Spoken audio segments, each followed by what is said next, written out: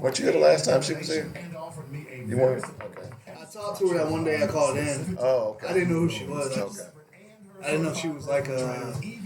Well, we're trying to get her to come in on Fridays. She isn't. She just to add a little female flavor.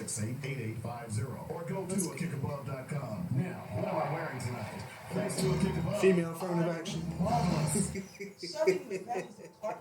Well, I wouldn't say that. She just had a good rapport, so I thought I'd see if she would. But then she won't be because we're not going to do this show next Friday either. So my son will be in town.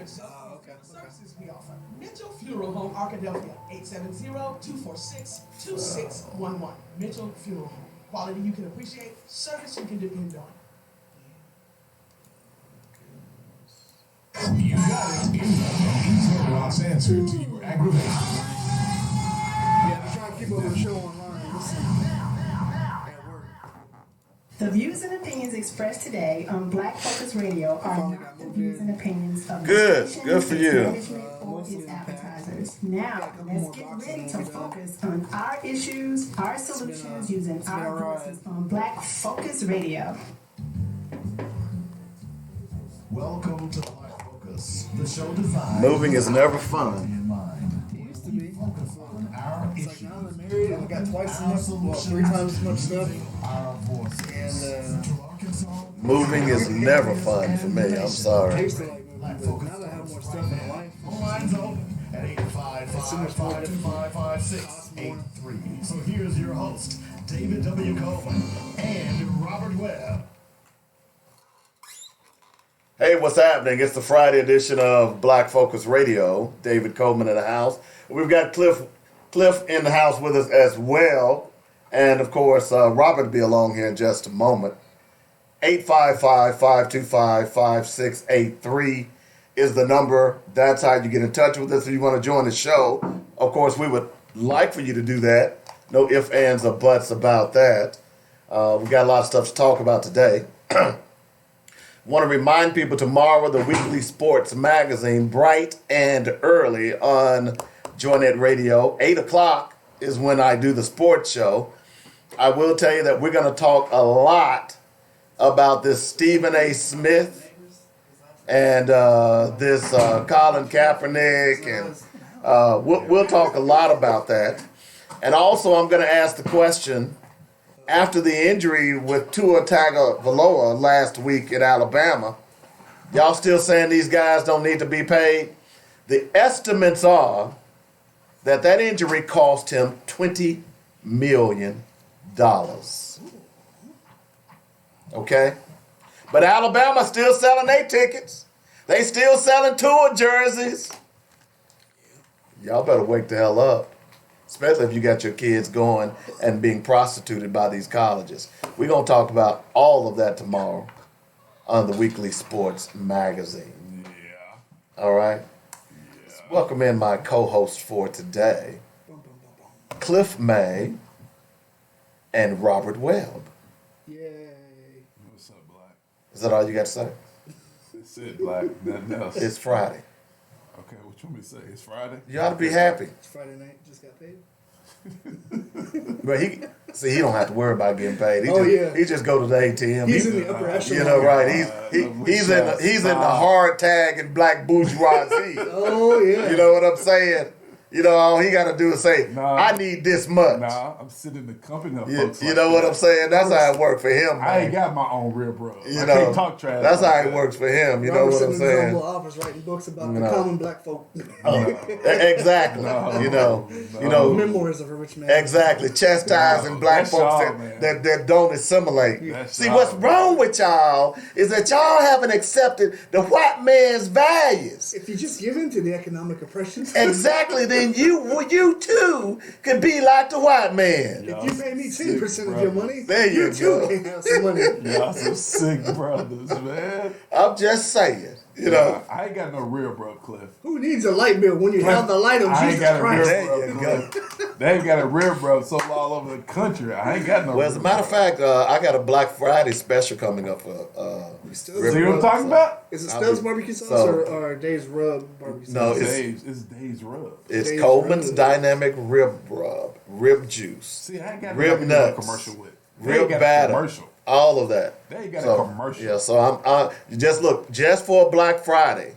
I'm gonna have a discount on my Coleman's Dynamic gift box. You know, I'm gonna buy some too. Okay. I got you. Just for Black Friday. They ready checking the Federal Reserve balance. You know, That's what's so up. I'm just Not saying. a bank balance, but the Federal Reserve balance. Don't try it, dog. I'm just saying. So I'm just letting you know about that. It is not insured So that's by the FDIC. so I'll be cutting Exactly. I'll be cutting the commercial tonight in my kitchen, and we'll get it up.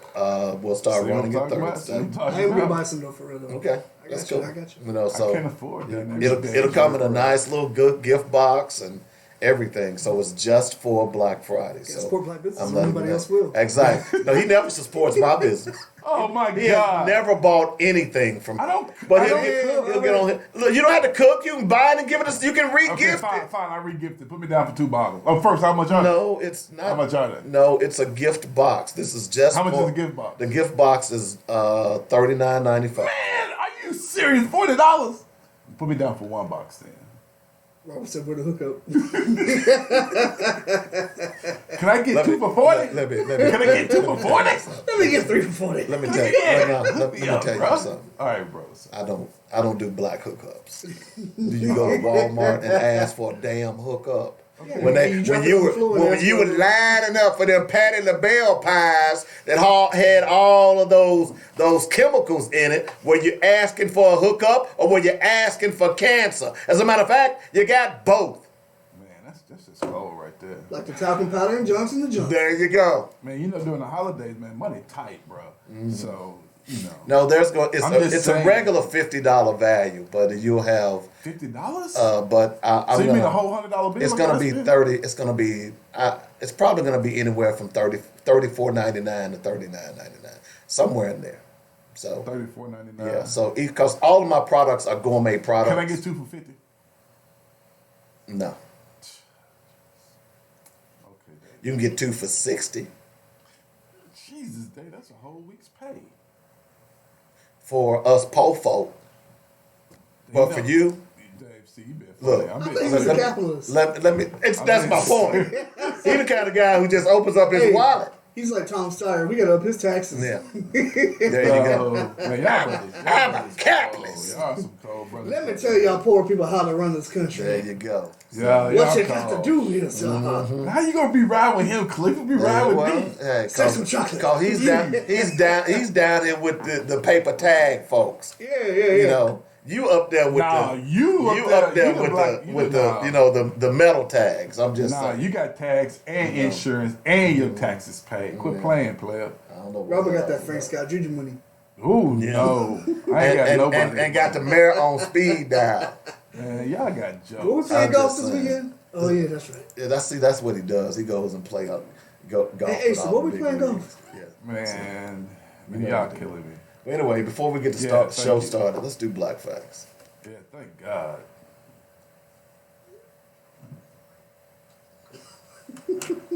Y'all cold. All right, today's Black Facts: fighting Hitler and Jim Crow, the forgotten black soldiers of D-Day. This is from Baton Rouge, Louisiana. It was the most massive amphibious invasion the world had ever seen, with tens of thousands of Allied troops spread out across the air and sea, aiming to get a toehold in Normandy, France, from the final Western assault on Nazi Germany. And while portrayals of D-Day often depict an all-white host of invaders, in fact, it included many African Americans. Roughly 2,000 African American troops are believed to have hit the shores of Normandy in various capacities on June 6, 1944. Serving in a U.S. military still segregated by race, they encountered discrimination both in the service and when they came home. But in Normandy, they faced the strange danger as anyone else, the same danger as anyone else. The only African American combat unit that day was the 320th Barrage Balloon Battalion, whose job was to set up explosive rigged balloons to deter German planes. Waverly Woodson Jr. was a corporal and a medic with the battalion. Although Woodson did not live to see this week's 75th anniversary, he died in 2005.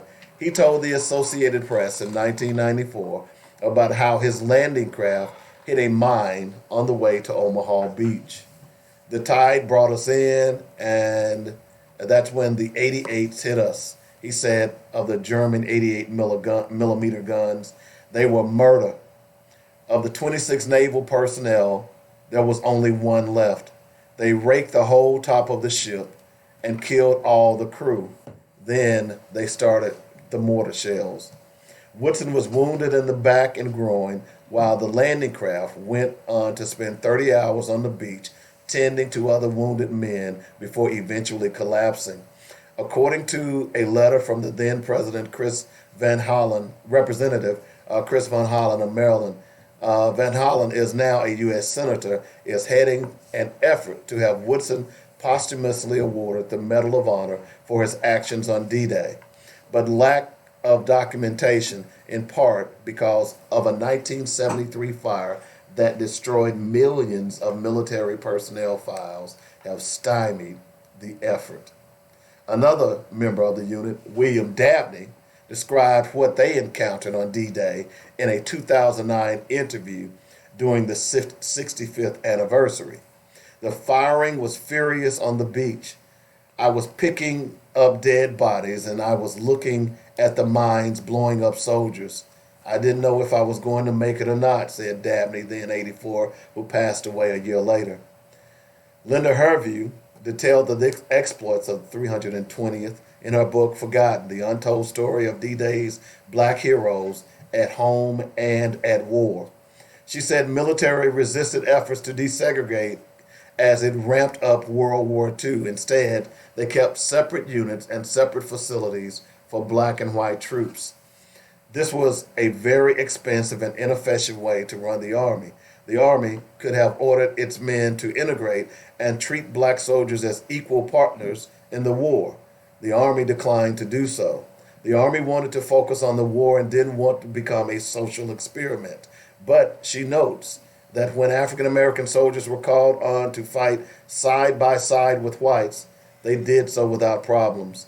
By the end of World War II, more than 1 million African Americans were in uniform, including the famed Tuskegee Airmen and the 761st Tank Battalion. The Double V campaign, launched by the Pittsburgh Courier, a prominent African American newspaper, called for a victory in the war as well as a victory at home over segregation, including in the military.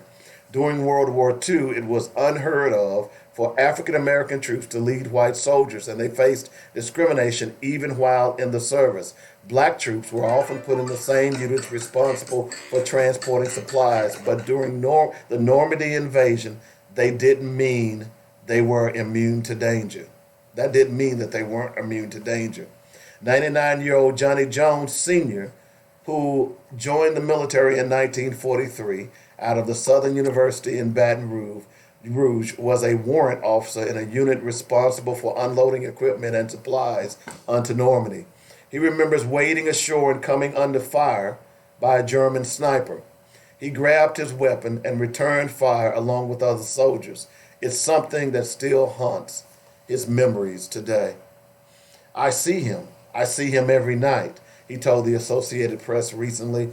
In another incident, he remembers a soldier charging a pillbox, a selfless act that likely ended the soldier's life. I know he didn't come back home. But he saved me and he saved many others. After fighting fascism in Europe, many African American troops were met with discrimination yet again at home. Jones remembers coming back to the U.S. after the war's end and having to move to the back of the bus as it crossed the Mason-Dixon line, separating North from South. He recalls being harassed by police officers after returning to Louisiana. I couldn't sit with the soldiers I had been on the battlefield with. I had to go to the back of the bus, Jones said, who went on to become a lawyer and civil rights activist in Baton Rouge. Those are the things that come back and haunt you. And that's our Black Facts for today.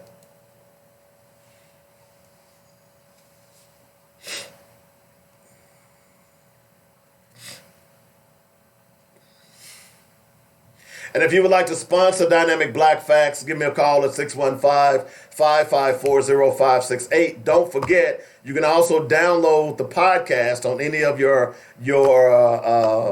platforms. Apple Podcasts, Google. It's out there on I think it's up to 8 different podcasts now. So make sure you check that out as well. I upload the show practically every day, and we are getting some plays. We want to get some more. And by the way, I also want to remind you, and I need to post that again today, I want to remind you that we are on YouTube as well. So we're trying to get up 100 subscribers. That way we can do some other things with YouTube. So if you haven't already went out to YouTube to like Black Focus Radio, then do so and subscribe, okay? I would really, really appreciate it, and it helps to build the show as well. So please do that as soon as possible, and I'm going to post a link where you can look at the show via Black Focus, via YouTube as well as Facebook. You all right today, player? Yeah, I don't know. I may be having some after effects for that shot, but anyway. You was talking trash yesterday. Yeah. Now you got this. Now you feeling it. Well, the nurse said yesterday I can start swimming again, so I'm excited. Well, she called me this morning and said I could start swimming again, so I'm looking forward to doing that because that was really my only real form of exercise that I could do. Charles Barkley said black folks don't swim, Dave. See, don't get me started on him. Dave, what you got to say about that, Dave? Because Charles Barkley is a piece of crap. Dave, I'm just going to say it. How you going to say that about a brother? I just said it, okay? And Shaq. Ooh, Jesus. Yeah. I don't know if I could be on here with you heathens today. And Shaq, thank you. Shaq's a sellout. Talking about Shaq Diesel. Yeah, he's a sellout. Oh, God. Charles Barkley a sellout. Exactly. Tell him, Cliff. I don't even know what to say to y'all right now. That's what I'm talking Jordan about. trying to save face. Yeah, all of a sudden, yeah, he's trying to come back. He wants a pass to the picnic. Man, You know, whatever. he's trying to see what he's doing. He sees Stephen A. I see what Smith you done did got there. in water. A pass to the picnic. Yeah, Even though he's a ball hog. Exactly. You like that, huh? But See From what the kind top of of the show we key. having today. Dave Coleman from the top of the key. But yeah, see, he heard that Stephen A. Smith has lost his picnic Oh, pass, boy. Stephen Smith. and so he's trying to move back into the game now. You see that so Stephen that's what's Smith and going on. Kaepernick? Yeah, we're gonna talk about that a lot tomorrow. I want to remind you, the show tomorrow is going to deal a lot with Stephen A. Smith and the backlash that he's taking fire, incoming fire from all points, Stephen Smith should stay home stage. and it ain't purty, and I'm enjoying it because I've never been a big fan of his, but I mean, for He's a getting his little bit I liked comeuppance. him, but then I've noticed over the years he's just gotten worse and worse. he's gotten worse and worse. And as a matter of fact, we're going to talk a little bit today about what's going on in Philadelphia with the police union. It's pretty clear now. And I also want to, and I'm going to go back to an article, and while we're talking about that, because I meant to talk about it, and let me go ahead and look for it now before I lose my train of thought. But I want to talk about what California is attempting to do as well. I saw an article about California is also talking about when police have misconduct, that they should lose their license all the way around, Lose their credentials. use their credentials. And Will I keep them from getting hired somewhere Yeah, else? Exactly. That's right. Exactly. Well, if you keep your credential, then you can get fast tracked. Even out of state? Even out of state, yeah. As long as you got your certification, they can fast track you. If you can go to Kentucky and get a job instantly because you already instead got of the going to the certification. academy? Right. Well, you'll still go through the academy, but they'll fast track you. So you want to go through and do the 6 weeks or whatever it is. You want to do 6 weeks. You probably do 2 weeks, 3 weeks, maybe. then you back out in the street because you already got your gun, you've already qualified for your gun and all that kind of stuff.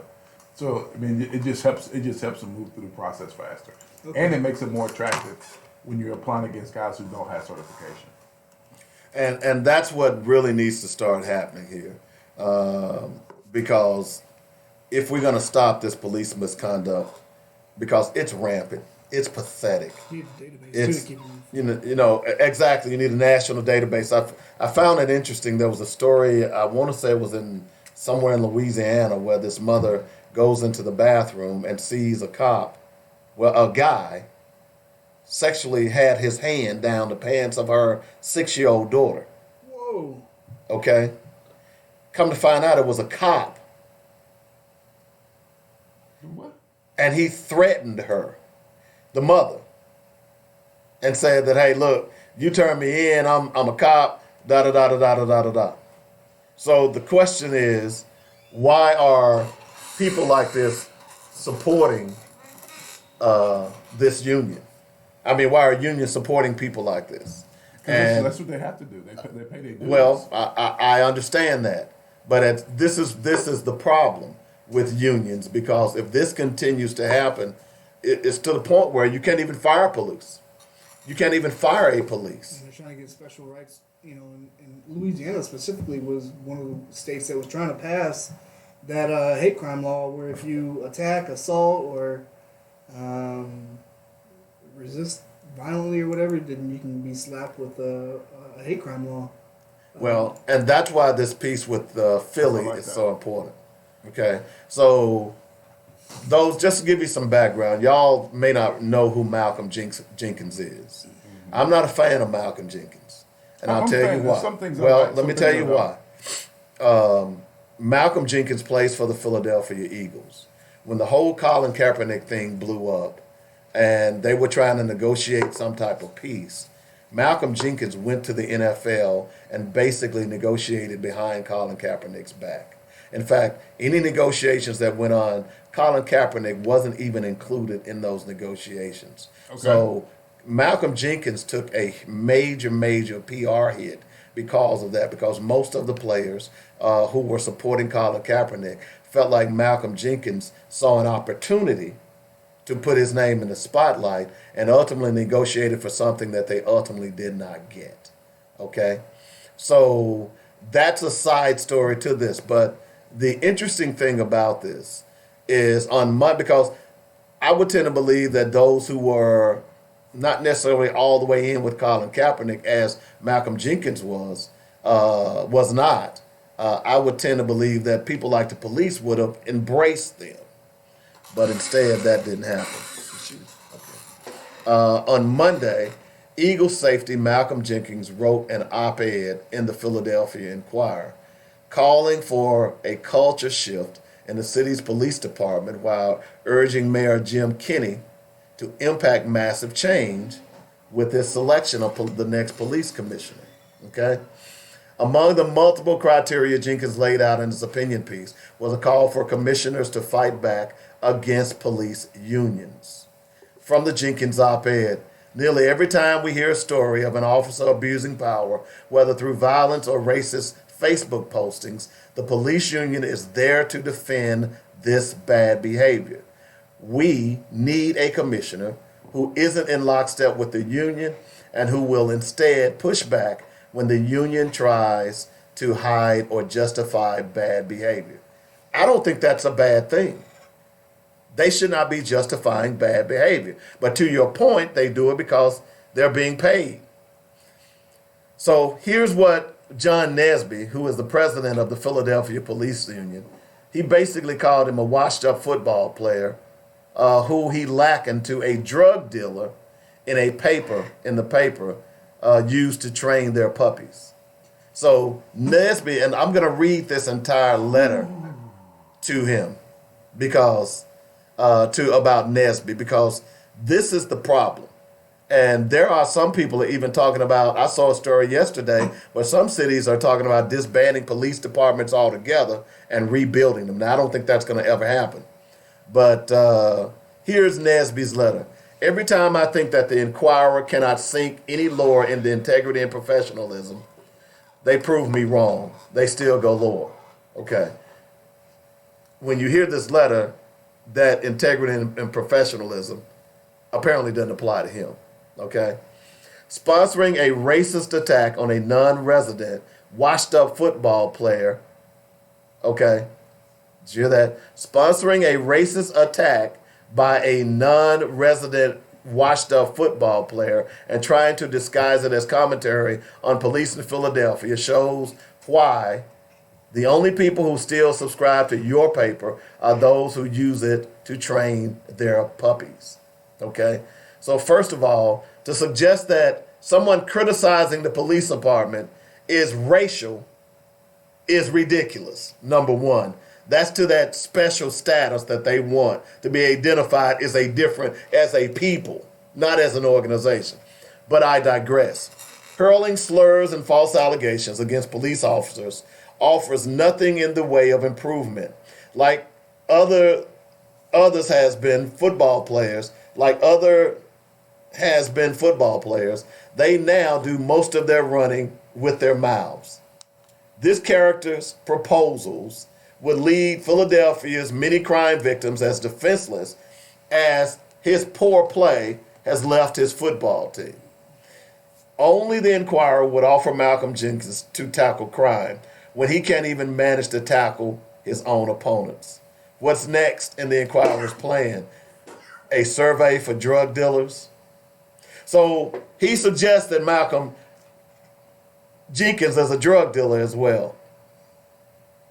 All of the racism that he claims that is perpetuated upon him, he does it in this letter.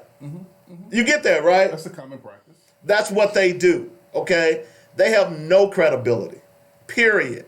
You see, because here was Malcolm Jenkins who has tried to work with, and by the way, because he also said that because Malcolm Jenkins he wasn't born in Philadelphia, he doesn't have a right to say anything what's going on in Philadelphia. Which is ridiculous. No, I think he makes a great point. I think it makes a great point. Just like I would say to the guys who in Little Rock, who don't live in Little Rock, shut your damn mouth. So yeah, I ride with you. I ride with you on that one. I ride with you. So all them cops who don't live in Little Rock, shut your damn mouth. That's all I gotta say. In fact, get off the force. I ride with that. I ride with him on that. I ride with you on that play. I ain't got no issue with you. Can Cliff say something to that? Yeah, Cliff down. He down. He doesn't live in Little Rock. He down like 4 flat tires of snow. He got permission. Well, He got permission from the Black Savior, Daddy. You gave him permission, Daddy. The Black Savior. The Black Jesus, David Coleman. Hallelujah. I'll give you the in-between perspective. She's still out there? No, she was. Oh, okay. No, but seriously, man. I mean, you know what? This is why police unions are constantly having problems. Unfortunately, these guys are not intelligent enough to hire PR firms to write letters for them, because again, that was very aggressive language. And if you are aggressive in the letter that was written by another man about you, I can only imagine how aggressive you are in black streets. I can only imagine. Well, let me give you an example.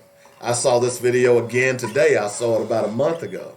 So there were, back during the late summer, there were black kids who were standing on the corner waiting on the bus. They were, they were in school, but it was still hot. And I think we talked about this on the show.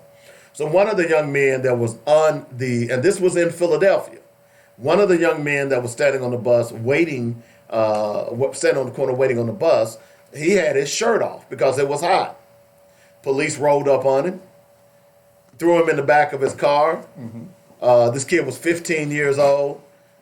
Fortunately for him, his classmates, and one of the ones that was filming was a female. You could hear her, and they were trying to tell the kids, go on about your business. They said, well, no, we're not going anywhere. Number one, we're here waiting on the bus like he was. And we're not going anywhere until you let him out of that car. Right. Okay? So you ended up having the police, when they let him out, basically said, oh, by the way, in a braggadocious style, by the way, tell all your friends that you were in the back of my car shivering. Okay?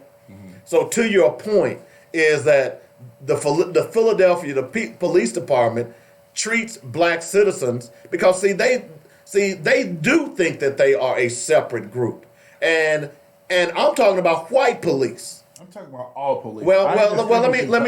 I'm not going to do that. I'm not going to. Well, let me finish my point. I understand what you're saying, but that speaks to itself here in Little Rock as it relates to having two different police unions. That's what I'm saying by that. But I agree in whole heart that all police think they are a privileged group, and therein lies the problem. I agree with that. Anytime you allow absolute power, it corrupts absolutely. And that is what's going on in these police departments. And I know some of you all out there who are police who are listening already have fashioned your mind to say, hey, he don't like police, because that's the first thing they say when you criticize. I don't like idiots. I don't like bullies. That's what I'm saying. Police, unfortunately, these guys have become bullies. Exactly. They don't want to admit it, but they've become bullies. Now, it disappoints me greatly that that's what we have in America, that we have police officers who have to feel that it's a us against them kind of mentality. Now, honestly, you asked me, well, Robert, how do you feel about that? I honestly feel, yeah, it's us against them. Because if you can never come out and admit you've done wrong by people, then you're telling me that you do no wrong. Exactly. Right? And if you do no wrong, there's no way I can have a logical conversation with you if your position is I don't do wrong. Now, in all fairness, I talked to the union of the LR, the FOP in Little Rock. He seemed to share with me that, you know what, there's a lot of things we do behind the scenes that y'all don't see. And I'll give him that, because I know there are things that when things happen, officers do things behind the scenes that other people don't see, right? But what's unfortunate about that is that the things that are public, we need you to have some kind of decency when you come out and address those things, when you come out and have conversations about those things, right? And they're not doing that, nor have they been willing to. But you know what you just did? What's that? In a strange kind of way that you weren't trying to do? What's that? You just did a Stephen A. Smith. How you figure that? Because that's what Stephen A. Smith said the other day when T.O. called him out on his show. He said, you don't see what I do behind the scenes. Oh, I got you. You know what I'm saying? Yeah. Well, no. That doesn't matter what you do behind the scenes. I'm telling you what he told me. Oh, I understand. That's not me I understand. saying that. That's not me saying that. Right. But what I'm just saying is that if you can do it behind the scenes and you are a public's face, you ought to be able to do it in public. And if you are the FOP, who is a public face, who you say represent police, then you ought to be able to do some things that are common sense in public. You see what I'm saying? Yeah, I agree with you. But, okay. But again, so you don't put out pictures of a gun after a black woman has been shot in her home because she was protecting herself because she heard a noise outside. But you don't do that kind of stuff. But again, Dave, you and I are having a logical conversation, and when you have a conversation with most officers, it's an illogical conversation because they are not thinking with logic, and the reason why is for whatever reason they feel that at all costs they have to protect each other, right? They feel that at all costs their job is to protect each other and nothing else matters. Well, we're talking about police, and since all these stories popped up today, I'll tell you, did she come back in? No. I thought I heard something. Cliff is doing his little, what you call it? Cliff is doing his YouTube. Okay. But, so here's another story. Ex-officer gets 15 years in prison for killing daughter's black boyfriend. So, this happened, and I thought this happened recently. This happened in 2014, man. I think I remember hearing about that one. Okay? And this cop didn't like his daughter dating a black guy, so he shoots and kills him. Now, here's the fascinating thing about this, is that they have had, this was first-degree manslaughter in 2014 after slaying Jeremy Lake. All right? Kepler's lawyer said the 24-year police veteran was trying to protect his daughter because she had run away from home and was living in a crime-ridden neighborhood. So the brother had put it on her, I guess. Okay? Kepler, who retired from the force after he was charged, told investigators that Lake was armed and that he shot him in self-defense. Police never found a weapon on Lake or at the scene, and several neighbors testified they didn't see a gun either. There are also racial undercurrents. Kepler killed Lake days before the fatal shooting of an unarmed black man in Ferguson. That was 2014, by the way. All right. A single black juror was seated for each of Kepler's, listen to this, how many trials you think he had? This is the point I'm making here. How many? I'm gonna say one. No. Guess again. 3. Guess again. 9. Well, not that many. He had 4 trials. All right. Remember, this happened in 2014. He's been tried 4 times. This was the 4th try. Now, check this out. They only had 1 black juror. The 3 previous jurors was deadlocked 11-1, 10-2, and 6-6, forcing the judge to declare mistrials. Prosecutors said after the drawn-out case finally ended with a conviction last month that it took so long because many citizens, listen to this, were reluctant to send law enforcement officers to prison. You see, therein lies our problem. And those many citizens, what he didn't say, those were white citizens. Okay? Those were white citizens. All right? So, at the end of the day, the problem are, white people. Okay? That's the problem. Because if we allow this anarchy, look, part of the reason, look, if you've been watching this trial, this impeachment hearings, man, get the hell out of here if this man ain't trying to destroy this country. Come on, man. What's wrong with us, man? We got to pay attention to what's happening. 855-525-5683. I hate to lead with depressing police news, but I'm going to be honest with you. No, you don't. Depressing the police news is just that. Hey, let me go take care of her, y'all. I want to talk about this thing that happened with Well, hurry up, man. Go. Hurry up. Alexis Crawford in Atlanta, too, at Clark University. Run the commercial. Okay. So we can wait for you, man. Okay. I know you want to talk about your little stuff. You got your little stuff you want to Well, talk about. I mean, it's your show, too. You got man. your little stuff you want to talk about. We'll be back in a I moment. want to talk about this. Yeah, sick. Is your back to school headquarters. Sororities get a 2-piece living room set So you just got it said. or take advantage of our 4-piece living room special, which includes sofa, love seat, chair, and ottoman for only $5.99. Quantities are limited. Or what about an extra thick queen size mattress or queen size for only $2.98 or an Ashley signature That's what I'm talking about. for $4.99 or a 5-cup for only $1.99. Huge selections and savings are going on at Butler Furniture Depot, your back to school headquarters. Call 562-8333 for directions. Who done it? The Butler done it. En Butler Furniture Depot hablamos español.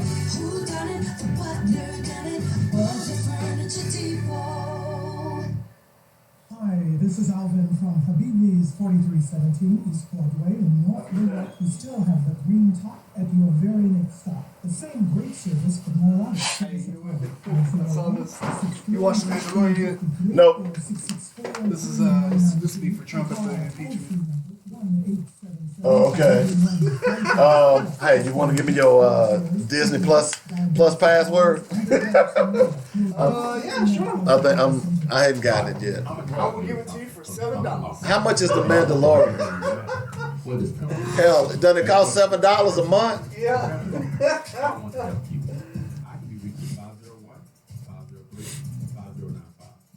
You haven't got it yet? I hadn't gotten it yet. I'm debating. It's good. I'm debating. I don't. But it kind of depends on what you want it for. See, I don't have kids in my house. Number one, I don't either, but and so I can get it off of this streaming channel where I get all the movies. see, it really just depends because if you don't get it for the Marvel and the Star Wars, it's worth having. If you're not worried about those, I wouldn't even get it unless you got kids.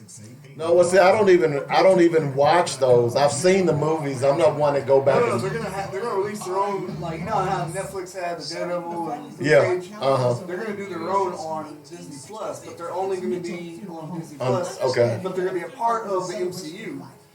Yeah, okay, I know about that. But what I'm saying, I can get those. I can get that from the streaming channel that when I hacked my Fire Stick. Oh, you jailbroke your Fire Stick? Yeah, so I can get. I don't even go to movies, man. Yeah, they said you get everything. Yeah, I don't even go to movies. And when it came on video, you found me.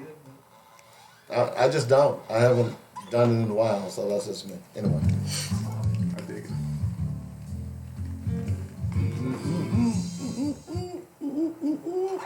All right, welcome back to the show. Had to take a pause for a call. This young lady came up and get some winnings that she got from Joinet Radio. Do want to remind you, look for my Black Friday sale for my rib dust here coming up. Rib rub or rib dust? Which one? It's going to be everything in there. It's going to be a Coleman's Dynamic gift box. It's going to have rib dust, rib rub, rib nuts, fry batter. It's going to have rib juice, my barbecue sauce that everybody's talking about. Trust me, you're going to like it. So, All right, give me my box, man. you know, you're going to like it. So, and my I'll let box. y'all know. Give my It's box, just for box. Black Friday. So I'm letting you know I'll probably run that commercial tomorrow. Start running it tomorrow so you have enough time to get your little pennies together. I do Cash App. You can Cash App me. I will tell you that if you want me to mail it to you, then there will be a mailing cost. So just let you know that as well. All right. So be aware of that. 855-525-5683 is the number. Another case I want to talk about is, I don't know if y'all are following this, and I'm sorry we're so inundated with police today. And I want to talk about Michael Poore speaking for the parents of Little Rock. Have you seen that? Oh, yeah. Okay, Well, we're that's going a to get to good that thing, here in man. just He'll a be moment. here Tuesday. We can wrap So, it because I thought that was a Is little... it Tuesday? It's Tuesday. All right. Yeah. Tuesday You noon. said Tuesday. Tuesday at noon. He'll be Okay. here. We can wrap it back. So we're going to talk about that a little bit today as well, because I found that a little disconcerting. But anyway, let's talk about this Alexis Crawford case that took place in Atlanta. Alexis Crawford was a senior at Clark Atlanta, and she ended up losing her life, and come to find out that her roommate was part of the destruction, her demise, I should say.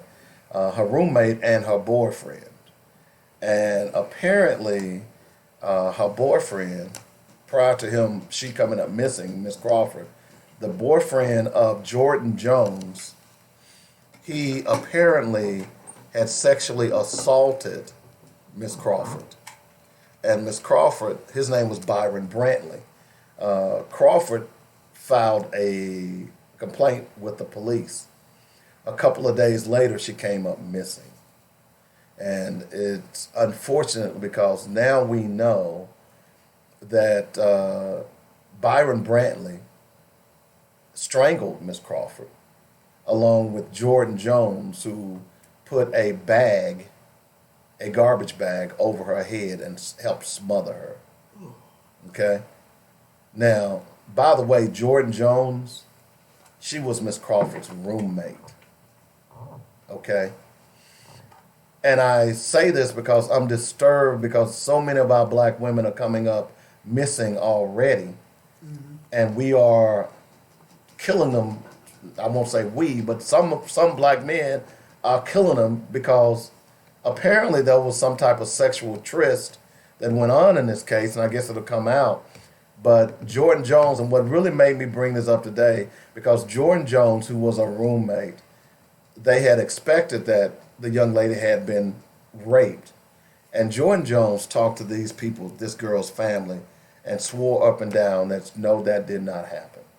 And now that the evidence is coming out, it did happen. Now, I'm going to tell you like this, parents. You're sending your kids off to college, you need to check on them every day, particularly your daughters and your sons. But this is where a lot of these young ladies are coming up missing. I don't know if you remember the story. We were talking about, and I was not trying to be insensitive yesterday when we talked about because I'm gonna be honest with you, Robert. I'm gonna start probably at least once a day talking about missing black women. We need to focus on that more. The national media doesn't talk about it. And the reason I'm talking about this is because you remember back in the summer when I did the story about the young girl, the 13-year-old girl who went into a local shop, a local store that was owned by Arabs. Okay. So there was a story that I did. She went into a local shop that was owned by Arabs, and the owner was giving her his phone number. You remember that story? I remember that. Yeah. Okay. I remember that. And I was trying to think which store are the Arabs at the gas station because it's been some. Right, and it wasn't local. I guess I could look it up if I It was really upstate. need to. But come to find out that the young girl, and I say girl, went home and told her brother. Okay, and there was video of him coming back to the station or store, going off on the Arab store owner. Okay, and at that point, I said that we need to start paying attention because so many of our black girls are coming up missing. We know that Arabs still deal in slavery. Let's not, the slave trade. Let's be realistic about that. We know it happens. It's happening in their countries. It's not far-fetched to think. Well, they just busted someone down Little Rock or Jonesboro somewhere? Gas station? Exactly. It's not, and I forgot about that. You're right, Cliff.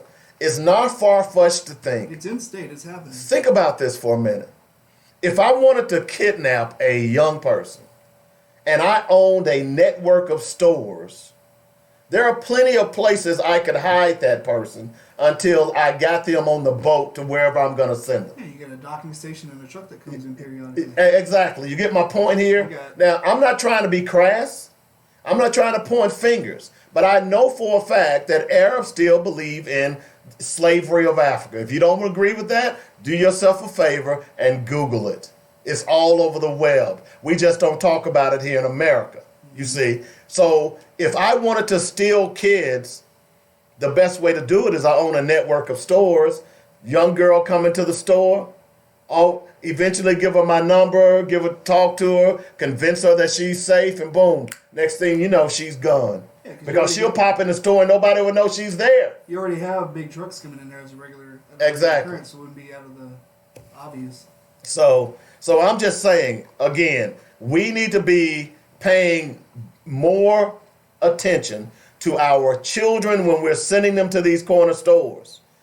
We need to be paying attention to our daughters when we're sending them away. Just because they're away from college, you ought to talk to them at a minimum of once a week.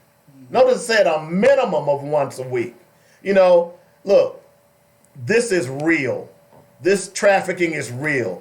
I told you the other day that 64,000 black women are missing in America. 64,000. That's a third. Think about it from this perspective. Little Rock only has 194,000 people. You get that, right? 64,000. We got to start talking about this. We got to start paying more attention to this. It is the only way, and we got to start educating our children. We got to start teaching them signs. Look, she should not be giving her phone number or taking a phone number from an old man and she's 13. But you know what? You don't ever teach your daughter that. You take it for granted. Well, you know, New Era Detroit's been working on that up there in their area. They've got a whole program where the men get together in their community and help do little workshops and stuff. And, you know, they're doing this whistle program as well. Great. We need more of that. We got to start. Look, at the end of the day, folks, if y'all haven't figured it out yet, we got to start taking care of our own. Yes. We got to start spending money with our own. We got to. That's where all of this starts. Another police story before we get out of here. Next hour, we're going to talk about this Mike Poore thing. It's just kind of boggled my mind. Alabama police still haven't released the body cam video of cop killing hero veteran. Y'all remember the story? Emantic Bradford happened Thanksgiving last year. Y'all don't remember this? I don't. I don't remember this one. You remember the shooting that took place in Alabama, and the guy they ended up shooting was the hero who was shepherding children to safety. He had a gun, and police ended up shooting and killing him, claiming that Bradford pointed the gun at them as opposed to... Was that the mall? It was at the mall. Oh, okay. The brother in the uniform, right? Exactly. Okay. Yeah. So, happened November 22nd. They shot Bradford, 21, while responding to a mall shooting. He reportedly gunned down the Army veteran on site based on apparent instinctive and implicit racial bias. Police announced immediately after the killing that Bradford was the mall shooter before reversing course and admitting later that Bradford's gun had actually not been fired. So if you remember, the reason the police responded because of shots fired. Okay? By the way, Alabama is open carry state. So the fact that Bradford had a gun does not make him the perpetrator. We know now that it wasn't him because his gun had never been fired. Sounds like Ohio. Okay? Exactly. They pulled an Ohio ones. In December, a private autopsy showed that the cop shot Bradford 3 times from behind. The revelation prompted Bradford's family to renew demands for charges against the officer. So apparently Bradford was running away. Okay? Someone shooting at me. All right? So they still have not released the body cam video. And this morning there was a big press conference about it. There's a lawsuit's been filed by Ben Crump. And that's where we stand. So the bottom line is, folks, they're still killing our people. This happened just a year ago. There's probably been others since then. In fact, I know there have been. But what y'all doing about it? That's the problem. Y'all ain't doing nothing about it. Y'all Stephen A. Smith. We gotta pray about it. You know, offer thoughts and prayers. We gotta pray this gun violence away. Yeah. Okay. Keep doing that while your people keep getting killed. Keep typing about it on Facebook. So I saw a meme this morning that said they killing our men and sons and kidnapping our women. Boy, that's deep. Because when you think about it, that's what's happening. Do we care? It's almost like, woo, you said it, bro. Take the ones who can fight back and then take the women. You said it, bro. And you have these stupid posts coming out talking about black women ought to start dating interracially.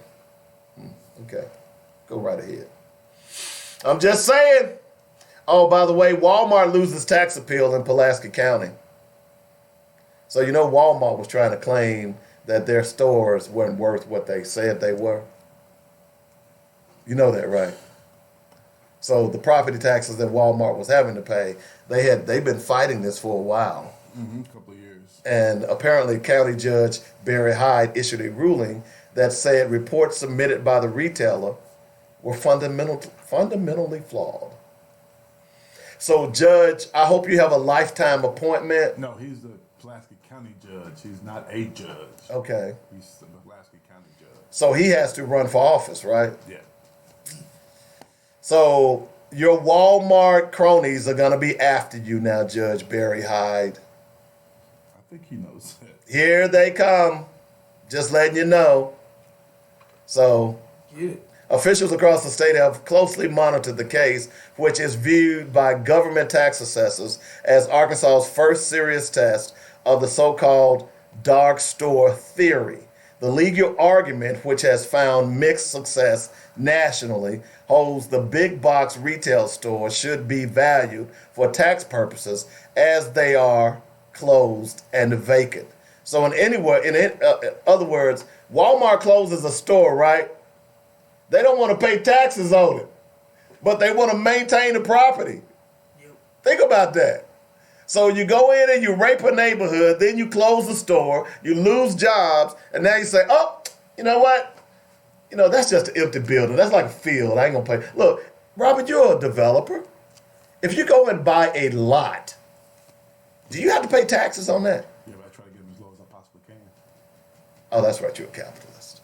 So I understand what they're doing. Oh, I understand what they're doing understand too. totally what they're I just think that it's a bunch of crap. Totally agree with you. Just unfortunately, it's not going to work out for them. Oh, so you want the taxpayers to foot the bill for your property? Yeah, I foot the bill for everything else. Why not?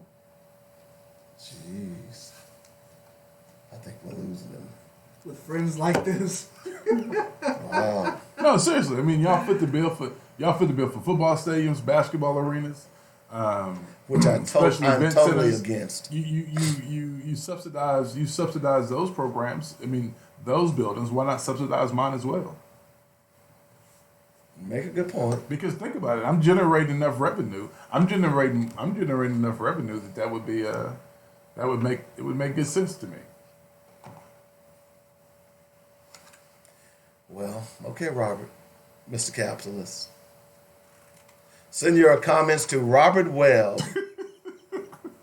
What's the email again? What's the number? Don't come talking to me. He's the capitalist. 855-525-5683. No, the other number. The other number? Yeah, what's your cell phone The number? Robert number. I don't have a cell phone number. The Robert hotline. Did you just get a new iPhone? I just got a new iPhone. Yeah. Okay, what's your number? iPhone 11. Okay.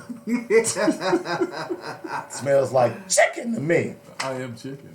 Like a Popeye sandwich. I don't want y'all calling me, telling me I already get enough texts already. I don't need no extra. Why y'all trying to get me thrown under the bus? Because it's always fun throwing you under the bus. It's like a speed bump in the road. That's painful. But again, Speaking of chicken, we got a new Panda Express in Conway. a Panda Express. Oh yeah, buddy. I love Panda. Sushi, man. I don't Sushi. know. I love sushi, by the way. I didn't know you like sushi. I love sushi. Black people don't eat I sushi. told you one day, let's me and you go eat sushi. Yeah, we need to go eat some sushi. Yeah, let's do I that. can eat sushi all day, man. Hey, we'll be back in a moment. Peace. Support Panda Express if you don't know about it. If you don't know about it, will. Especially if you want good fresh cat and dog. Damn, y'all sick. Look at y'all. Panda's regulated, man. It's good stuff. You like it? Love Panda Express. Hey man, have you been to that look? They got Every this time joint. I go to Vegas or California, I gotta have Panda. Really? They got this joint on. It's off of Shackelford. It's right across the street from Twin Peaks. Love it, man. You got a shrimp. They got a sushi buffet. Oh, I know what you're talking You know about. what I'm talking about? Yeah, I love that place. I love that place. They have a sushi buffet. Yeah. I don't particularly care for sushi buffets. Wow, they're making it fresh right there in your face. Oh, okay. I was. I don't want to just be. No, they're making it fresh right there in your face. They're rolling them up, cutting them up, putting them out there right in your face. Oh, okay. So it's not like they're bringing it from the back. I mean, the guys are right. Like they got this little. They got Kiosk. like a little kiosk, yeah. And they just making it right there. Just throwing Oh, it out okay, there. cool. Yeah. Now, where is this? Oh, I know what you're talking about. I know. I know the name. Okay. Yeah, across the Twin Peaks. But let's see. So when I went to Hawaii, check this out. They had. We went to wasn't Sam's? What's the other? What's the Costco? They were making fresh sushi on the spot. Yeah, Kroger does it in the Heights. Yeah. Oh, I know. I go. That's where I get it. But this was like they were.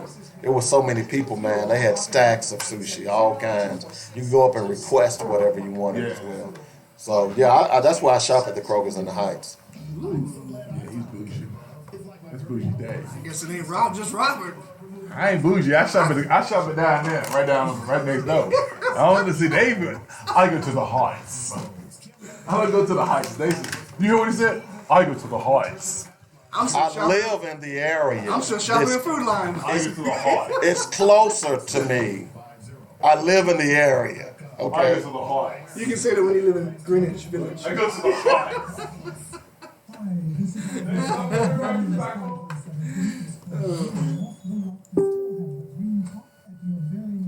Oh, babies. Give us a call, 501-663-1553 or 664-2992, or call our toll-free number, 1-877-HABIBI-1. Diapers, pull-ups, hospital beds, wheelchairs. How's the anchor going? Diabetics. Oh, it's going fine. Yeah, pick it up. Oh yeah. That's good. That's good. I try to help her when I can. Yeah, I listen to a lot of podcasts at night when I'm working. yeah. That's a good place to listen. when you don't have any. Well, I switch between Anchor and Stitcher. Stitcher's my main one. Okay. There's a lot of stuff on Stitcher. And Comedy Central on there, they got the Crank Anchors, Crank Calls, and they got the Trevor Noah. They have like little highlights from his The show. views and opinions expressed today on Black The Daily Focus Show? Radio are not the views and opinions. Oh, of Tanya, the sushi is station good. or its advertisers. Now, Come on now. You gotta expand your horizons. I've tried it a couple times. Solutions using our voices At least on try. Black Focus Radio. You don't like sushi? I tried it a couple times. I was told it was the place I went to.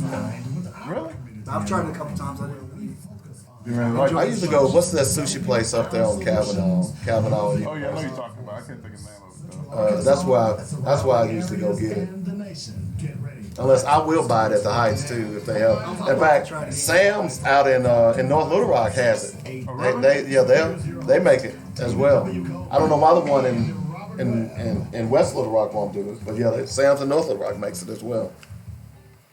All right, welcome back to the show. Dave Coleman, Robert Webb, Cliff Mayer's in the house. By the way, I got a good friend of mine, Fahim Gami. David, the issue of human trafficking, it's not unique to Arabs. I agree with that. Trust and believe Arabs were the backbone of this trade. The white media would be saturated with it. The issue is human trafficking. Hispanics, blacks, whites all do it. You're exactly right about that. I talked about the story yesterday where they had this black lady, I think it was from Detroit, who she was on trial when she was at an arraignment, and they asked her why she's doing it, and she said because it's easy money. Okay. A lot of Asians. Yeah, and let me put another face on human trafficking. It's called pimping. Okay, pimps have been doing it for years. Pimps are prostitutes. That ain't nothing more than human trafficking. And my question is it more prevalent now, or is it because social media is showing it more? Because in my opinion, this has been going on for, I don't know, ad infinitum. You know, so. At least since the 1500s. I'm just saying. At least until white folks showed up. Anyway. New land, who this? Mine. I claim this. Y'all probably. This Y'all gonna be problematic. This is where I plant my spear, my flag. And you better not kneel. This is for Columbus. I'm just saying. I don't know why y'all hating on Stephen. I'm just saying. Stephen, they make $10 million a year from ESPN. That nigger ain't gonna do nothing to mess up jeopardize that. And that's the point. So don't sit up there and try to pretend like you some beacon of black thought because you ain't doing nothing but bowing to the man that's paying your bills. I ain't mad about it. I know what you're doing, but the bottom line is when you go, well, I'm from Brooklyn. I know what it is to be a black man. And then every time something comes out of your trap, it's critical of the black man. Give me a break. You didn't criticize Tim Tebow. You call Tim Tebow your friend. You say, oh, every time he getting ready to come on, my friend Tim Tebow, my friend Tim Tebow. You mean the same Tim Tebow that kneeled and said that I'm kneeling, I cannot stand for a national anthem in a country that allows abortion. Yet he got 3 NFL contracts. He got a contract with the major leagues. But he your friend, Stephen A. Smith. Oh, I'm sorry. I morphed into my show tomorrow morning. I'm sorry. Calm down, brother. Woo-saw. He is hot. Woo-saw. Hey man, all I know is I can't say the word I want to say for Stephen A, but I think y'all all know it. So that's my comment Hero? for Stephen A. No, it ain't the hero one. Martyr? It ain't the martyr No, either. stop. Oh, by the way, Jackie and Latanya say, here's what about y'all sushi. Jackie says sushi is nasty to me. And then Latanya say it's nasty. I can't get past the texture. Let's see, yuck. I'm them black folk that don't eat raw fish, rice wrapped in seaweed. Okay, well, moving right along. We're not even address that. No. You just don't You understand. just don't get it. You just I mean, you gotta at least try it, but you don't understand. Yeah, whether they- you like it they or not knock after it. that is They knocking a it. different statement. When I went to, I'll tell you what really got me into sushi. I'm We'll not a big move fan on. of it, but When I went to Black Writers on Tour, y'all hear me talk about it with Dr. Milligan all the time. It was in the Crown Plaza in Los Angeles, and they had a Cliff. I'm gonna turn your mic off just because I'll do it. Ask Robert, you know. But so they had a sushi bar downstairs in the lobby, and it was only 3 seats. He would only serve 3 people at one time. He was a sushi master from Japan, okay? And he was about 5'4", and I'm willing to bet you he didn't weigh 90 pounds wet. And we sat there, and it was me, a white guy from North Carolina, a redneck white guy, and a white guy from, I want to say, Chicago. And we sat there for 3 hours letting this sushi master make us sushi.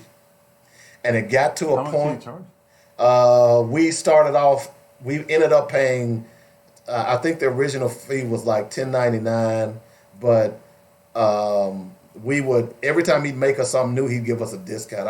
I don't think we spent no more than $30 a piece, somewhere in there. Still made $100. But that's fine, because it was being done No, by. I'm saying he still made $100 for 3 hours. Oh yeah, That wasn't bad. you know. So and then of course we were buying beer and stuff like that. So I Okay. think our bill was more than $100 for sure. Oh, altogether, you mean. Altogether, yeah. Okay.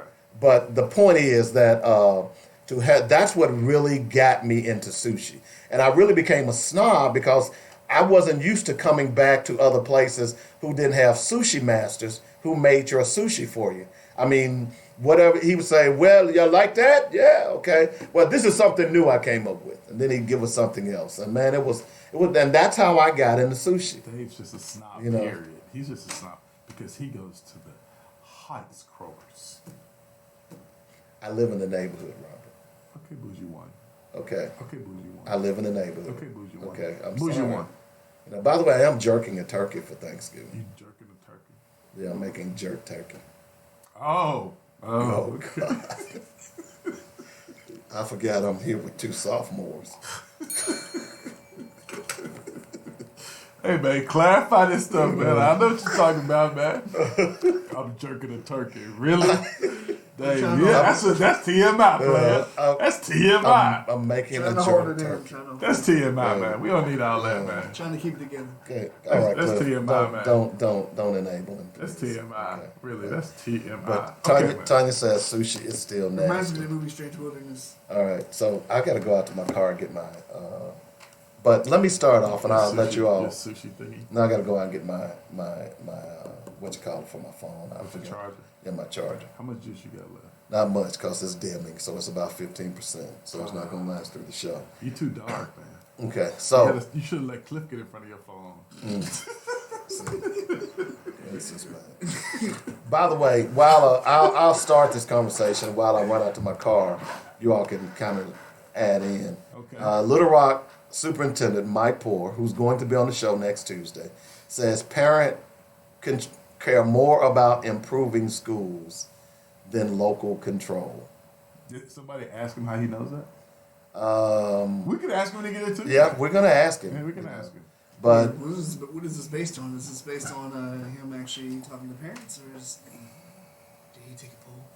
You know, to some degree, man, unfortunately, the people I've talked to, yeah, that's kind of how they felt. I mean, a lot of people were concerned about local control, but the majority of parents I talked to, they didn't give a crap about local control. Should though. For them, and I've said this before, man, it's kind of like it's been this us against them thing with teachers or school administrators and parents, right? So it's kind of been an us against them kind of thing. And when they took the district over, they were like, hey, you know, that may be a good thing, considering all the things that we've had to deal with. I mean, But it hasn't again, improved though, has it though? have the schools improved? Yeah, they haven't improved it, have they? No, I mean, okay, so for me, when I look at it, you got teachers. It's kind of like the teachers are against the administrators. The administrators and the teachers are against the parent, I mean, it's just like this whole. It's like this. Sounds like chaos. It's a ton of chaos. But the thing, what bothers me is that nobody's taking the time to say, okay, listen, guys, they're attacking all of us, so we need to come together and figure out a way to work together collectively as a whole, and they get to do that. And I think, unfortunately, that's what's going to be This was going to be the downfall of LRPD. I mean, it's just like teachers are just like the ones who are just there doing what they're being told to do, essentially. I mean, there are some situations where they might do something inappropriate or whatever, but for the most part, I feel like teachers are just there to kind of carry out the policies and, you know, trying to operate within the guidelines that they've been given for their daily classrooms. And, you know, the administrators and the school board and the superintendents and all that are the ones kind of dictating, you know, some of the larger spectrum of what they're allowed to do or not allowed to do. And the improvement of the school is kind of more in their hands than it is in the teachers. Yeah, well, I don't know how you improve a school without having like the police conversations and the with FOP. teachers. I mean, Yeah. Well, mad at the police, but it's really right. the people who are protecting them and telling them what they can and can't do that you really should be targeting all your concerns to. Well, all I know is, man, when this thing first happened, probably February, March of 2015. You know, I just talked to some parents that I had went to school with, done different things with, and their attitude was screw them, right? And so the more people I talk to, that's kind of the consensus. But then you talk to other parents. Screw who? Screw the district. Screw the district and what they're trying to do because they feel like they had been mistreated. And so you had some parents though who understood the importance of local control and they wanted to fight for it. But you know, again, I'm talking to one set of parents. I'm not saying that was the case for every parent in the district. Mm-hmm. I had a very small sample size, right? Very small sample size. So, and when I say very small, I'm talking maybe 30 parents. But that's 30 parents out of 25,000. You with me? I mean, those numbers don't even close to equate because nobody's polled anybody. Nobody's polled anybody to say, hey, do you understand what's happening that you don't have local control? Nobody's done that. Nobody's done it. I'm surprised the media hasn't done anything. And so nobody can say. Because the media doesn't care. Yeah, but nobody can say what someone does or doesn't want because nobody's polled it. I only polled the people that I have worked with. According to Mike Poore, he said, I can tell you one thing. But he has to prove. How can he say that? I'm getting ready to tell you how he says it. Okay. He says, I can tell you one thing. Our parents, our kids, don't care one thing about control. They want a better school. They want their kids taken care of. They want to have a place they can call their own, and that we continue to find ways to improve. That's their number one thing. He claims that he walked through. He said, Poore said that while walking the community. What community did he walk through? Sir, don't get upset with me. Don't kill the messenger. That was just a question. Well, he'll be here Tuesday. I felt blades on my neck with that question. He'll be here Tuesday. But that's my point. Here's and you said something very interesting, Robert. I don't think parents understand the issue of local control. Right. Okay? Because I don't know of anyone who would rather people from the state level to control what they go. You hear cities all the time. That's what makes them unique. That's why cities have city boards. That's why they have city school boards, is that they know their community. You can't tell me that people who are from Berryville, Arkansas, and Northwest Arkansas knows better the Little Rock community than people in Little Rock. So for you to say, well, I don't really care about local control, that says one or two things. Either you're ignorant or you don't understand what local control really means. I won't say that these parents were ignorant. I will say that these parents... I gave you two options. Well, I don't think... Unfortunately, I don't think either applies. Excuse me for breathing your oxygen. I like that one. No, I think what has happened in the district is... This right here today, I'm going to say this. I probably shouldn't, but I'm going to. I think this right here has nothing to do with parents. This is a shot at teachers, right? It's a shot to destroy the union. It's a direct shot at teachers. It's saying to you all, to teachers, okay, guys, we shot across the bow. Now we're about to take y'all out. Because hey, when you come out and make a statement like that, you're saying, hey, y'all fakeless. Y'all have no power. Y'all have no nothing. We're going to destroy you. Because again, listen to me.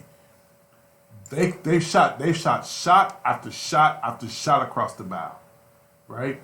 And for whatever reason, LREA has not been able to articulate to parents how this impacts their child's learning environment. Now, if they were able to do that, Yes. if LREA was able to do that, we wouldn't be sitting and having this conversation right now because we wouldn't even made it this far down the road. But this is what troubles me. That if LREA,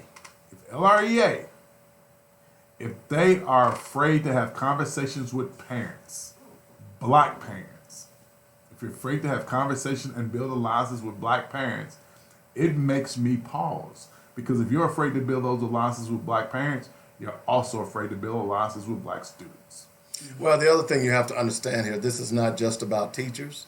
This is about janitors. This is about bus drivers. This is about all of the ancillary services that go on, cafeteria workers that go on to support schools. So after school programs, all of that. So this is not just about teachers. And again, that's why I say I don't think parents understand that. Because, you may have had some run-in with teachers or they haven't communicated, and I agree. They have done a piss-poor job. No, we have to be clear when we say who's done that. That's the LREA. Right. They've That's done LREA. I agree. They've done a piss-poor job. You have all but hung your teachers out to dry. You fought for what you thought you needed to get for yourself, but you have not fought for the overall teachers in the district, and you haven't formulated a plan to create a parent union to help you with this charge. And I don't care what anybody says, you can't fight these people if you ain't got parent engagement. Because they gonna look at you and laugh. You can't fight I totally agree with it. Because this is what this is. Because the thing is now, somebody's gotta go out and do a poll. Somebody's gotta go out and poll somebody. They gotta spend some money to poll 26,000 parents to find out where they stand on local control. Because nobody's done that yet. And do you understand how much it's going to cost to do something like that? Well, actually, we're talking easily $100,000. It actually should have been done a long time ago. No, for what? They're black folks, man. You're not going to waste that kind of money. Well, there. Let's look at honestly, think about what we're talking about. We're talking about a school district that was taken over on January 28th of 2015. That is almost 5 years ago next year, right? 5 years ago. Well, it's already 5 years, right? 6 years next year. Well, 6 years next year. They got to turn it back over next year. The law says. Why do they? Well, there's a law apparently that says that's why they've got to hold these elections. You can only hold it for 5 years. Okay, well check this out. So they turn it back over and take it back because this is the thing. Well, they're going to have that They're going to have that 3-tier system. Where they're going to give local control to some of y'all, but they ain't going to give it to you black folk. Yeah. Because it's your schools. So they're going to give local control to the schools. The school board is only going to have voice with the schools that are the A and B schools. You get that right? Mm-hmm. Then there's another tier. And then that last tier, the D and F schools, those will still be under state control. That was the latest proposal. That's disappointing, man. That's disappointing, really. Well, that's really disappointing. but again, I don't understand why more people are not outraged. I'm talking about more of the bougie black folks. Well, but more of your folks. But again, people from your ilk. Well, why are they not upset, Dave? Look, are we going to have an intellectual conversation here? Or are we going to throw shade? That was intellectual, Dave. Okay. That was just a simple question. Okay, if I may answer the question before you continue to throw shade. Why the hard tags not saying nothing? Why the hard tags with insurance and taxes not saying nothing? Because they don't care. Their kids are not in school. Private school, right? Their kids go to private school. Ask Fitzhill. Fitzhill, he's on the state board. He doesn't have any vested interest with his kids going to public schools. All of his kids went to private schools. His son went to Little Rock Christian. So they don't have any vested interest. You see? So here's the bottom line. Until parents understand that the people that are making decisions about their children are not even from this part of the damn state. That's true. Yeah, I agree. I mean, we had yesterday. Yesterday we had Tayshawn in. Tayshawn is against. She wants local control. She said that. Even during that time back in 15, she was one of the ones who was like, yeah, I think I understand the importance of local control. I like to see it back, right? But like I said, I'm talking about a very small sample size. They should poll all the teachers and find out where they are on that. Well, not only should they poll the teachers, but not the teachers, but the parents. But if I were little LREA, I would be going to every community that I can. LREA. I'm sorry. Can I finish my point? I know you got this hate for LREA. I don't have hate for LREA. Okay, but I have a great deal of respect for LREA. What I'm saying at this point, if I were them, I would have a monthly meeting in every community that I could have, and invite every parent that's in that school area. If I were them, and I would just break it down and say, here's the bottom line. Here's the hook. How many parents out there want people from Blytheville, people from Fayetteville controlling your schools? Raise your hand. Not many parents gonna say that. You ain't gonna get many hands raised, because see, that's what's really going on here. And I'm kind of segueing into something else here, but I want to read this. Apparently, there's been a class action lawsuit filed challenging the school to prison pipeline, which is great, and we're going to talk about that here in a moment. But yesterday, Marcus Elliott, who is a very dear friend of mine, also a former teammate of mine at Little Rock Central, who was on an alternative station, on a sports station, has been advocating for the Razorbacks rehiring Houston Nutt. Mm-hmm. And I wrote a piece on his wall, and in a nutshell, it said this, is that what people in Little Rock don't realize is that there is a hatred in Northwest Arkansas for Central Arkansas. Mm-hmm. It played out with Houston Nutt, because they made Houston Nutt hire Gus Malzahn. Mm-hmm. They made him recruit Mitch Mustang, mm-hmm. who was supposedly one of the best quarterbacks in the country, but we later found out that he couldn't throw a pop-up, okay? Mm-hmm. That's when you began to see that fissure. It also continued when Arkansas began to move its games out of Little Rock, when in fact it had cut its teeth on Central Arkansas and Little Rock, mm-hmm. okay? So now what you have is a governor that is from Berryville, Arkansas, that is bought and paid for by Walmart. And ironically, when I was up there this past weekend, because I'm going to tell you, I've been through that area, I don't stop. I don't spend money. I don't go up there, okay? But I got to see firsthand in a weekend why it's the way it is. There's an arrogance in Northwest Arkansas for people that are in Central Arkansas. You could see it in that football game I covered Friday night. I didn't make any mention of it, but it is clear, mm-hmm. all right? Mm-hmm. So for people in Little Rock not to know that people in Northwest has this disdain for you, yet they are trying to control your school systems, that's the hook. That's what LREA ought to be talking about, okay? Because everybody is territorial. You understand what I'm saying? Mm-hmm. The first thing people, I don't care who they are. We have to control what we gonna do down here.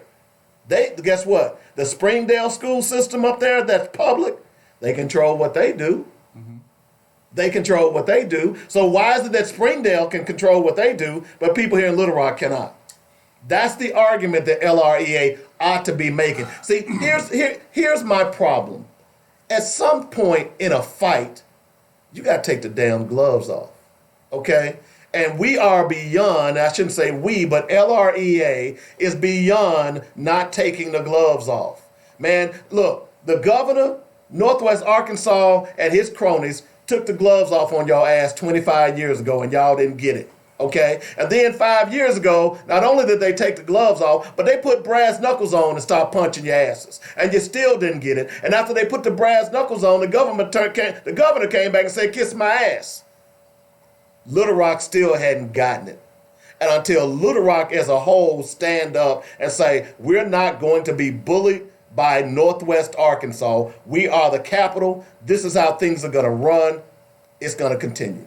Now, LREA, that's the argument that they ought to be making to their parents. Because look, do you want people in Berryhill just saying how you run your schools here? That's what's going on here. That's Walmart. Nobody is talking about that. You know, Robert, we've been talking about this a long time. How many times did I tell Tracy Ann, say, the fight is not with the school board here. The fight is with the governor. Nobody would call the governor out. No one would say, hey, this is the governor that's doing this. This is not the school board. This is not the education department doing this. This is the governor. Right. Nobody would do that because everybody they were too busy believing in rainbow farts and unicorns. Right. Okay? I'm with you. Now, if you're in a fight, you got to be willing to fight. You get your freedom by letting your enemy know that you're willing to do anything to be free. And that's in any fight. Y'all not willing. Because you know what? If you went and told your parents, look, you had an opportunity when those kids walked out 3 weeks ago. Why weren't you communicating with those parents and saying, hey, look, here's why they're walking out. Join with us. Well, not 3, but Dave. Okay, so again, I'm gonna say this because maybe it didn't go over well the first time. For years, you've had this battle of wills, I think, between parents, between school officials and teachers, and nobody ever thought to step in and fix the rift. And so I think what you have now is that you have LREA. No, he didn't, Tanya. Who, what?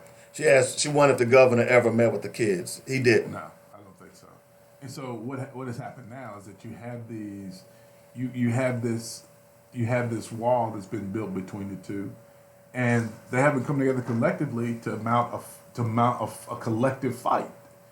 So you got Mike Poore who can now come out and say things like,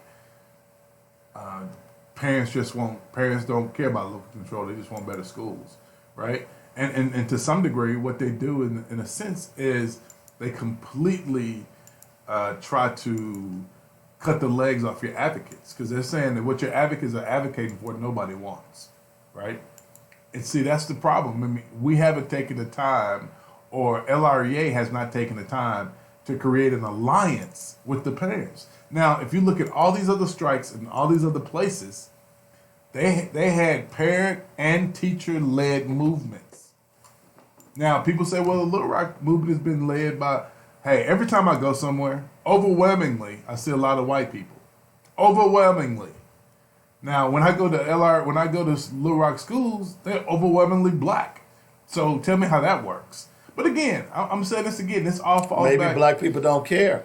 I'm sure black people care about their Maybe black kids. people are uninformed. I'm sure black people care about their kids. I'm sure black people are informed. The thing is, if they're uninformed, then you know whose fault that is as well, right? It's the teacher's fault. It's because LREA's fault. It's not the teacher's fault. But it's also the parents' fault. Are you not watching the news? Are you not saying, hey, wait a minute? Dave, but no, you can hey, watch the Robert. news and not understand what the hell's going on. I know that, but don't you? Now, you say, wait a minute. We have a certain pedigree for this, so we understand the nuances. Not everybody understands the nuances. But I understand that. But again, it goes back to you got to take some responsibility for your own success. And at some point, you watching the news. Hell, if I ask you what happened on Power last week, you can give me the whole damn season. If I ask you what happened on Empire, you can give me the whole damn 5 seasons. But if I ask you what's going on at your child's school and you watching the news and they saying, hey, well, they're not treating your kids correctly, or hey, they're getting ready to take over your schools, and you never say,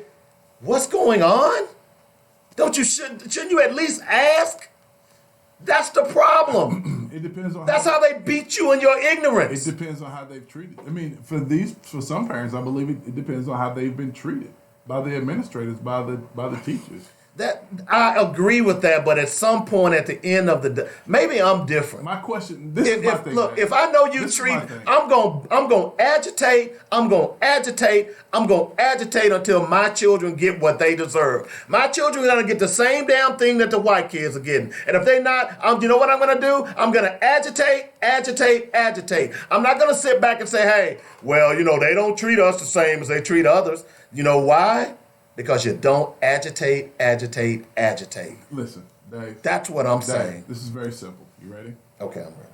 All right. So if you're going to take on the school district, the one thing you have to do is you have to organize parents.